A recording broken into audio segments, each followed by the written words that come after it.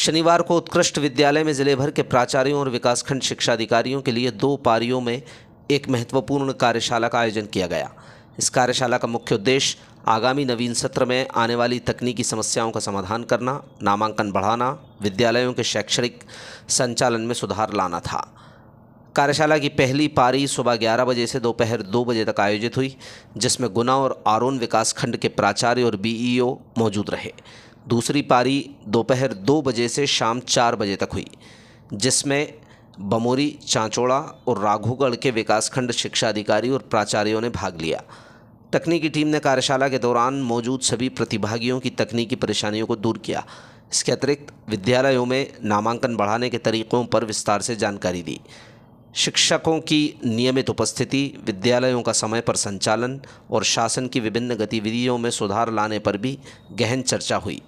कार्यशाला में national scholarship portal में पात्र बच्चों को दर्ज करने पर विशेष जोर दिया गया। प्रतिभागियों को OTR यानी वन टाइम रजिस्ट्रेशन कराने की प्रक्रिया विस्तार से समझाई गई।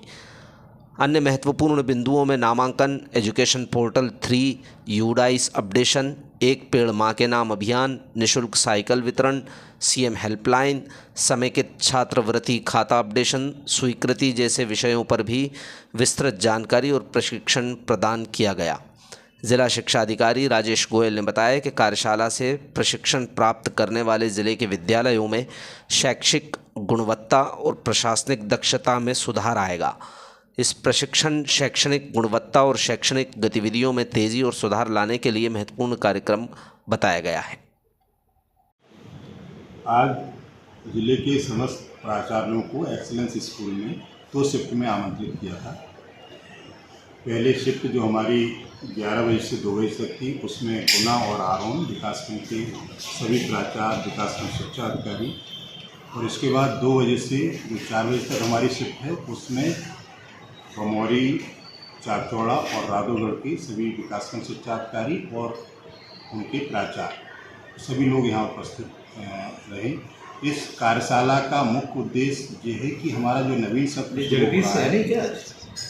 सत्र जो शुरू हो रहा है, उस नवीन सत्र में बहुत सारी तकनीकी समस्याएं हमारे प्राचार्य साथियों आ रही हैं। तो उसमें जैसे NSP पोर्टल जो हमारा है, उसमें OTR है, वन टाइम रजिस्ट्रेशन बच्चों का करना पड़ता है जो छात्रवृत्ति के पात्र होते हैं।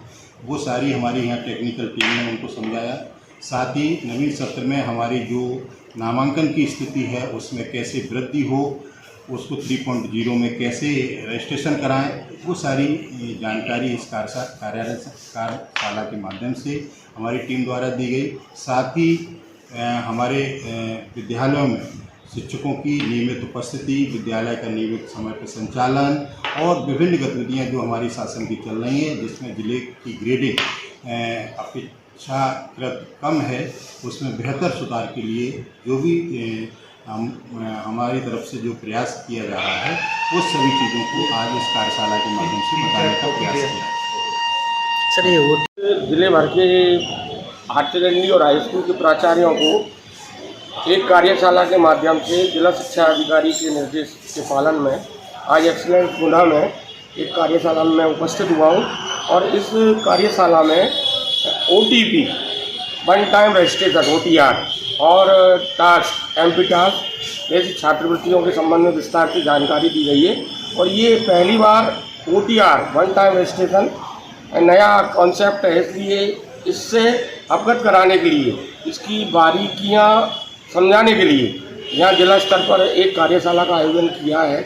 और इसमें ये एक्चुअली में एक टेक्निकल कॉन्सेप्ट है, इसलिए इसमें प्रिंसिपलों को ये कंप्यूटर और इलेक्ट्रॉनिक सिस्टम के माध्यम से करना है, इसलिए इसकी आज यहाँ ट्रेनिंग दी गई है।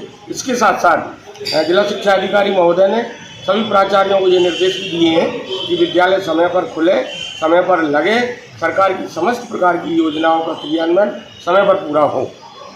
नहीं, बच्चे और अभिभावकों के लिए क्या क्या डॉक्यूमेंट रहेंगे और उनके लिए क्या करना पड़ेगा?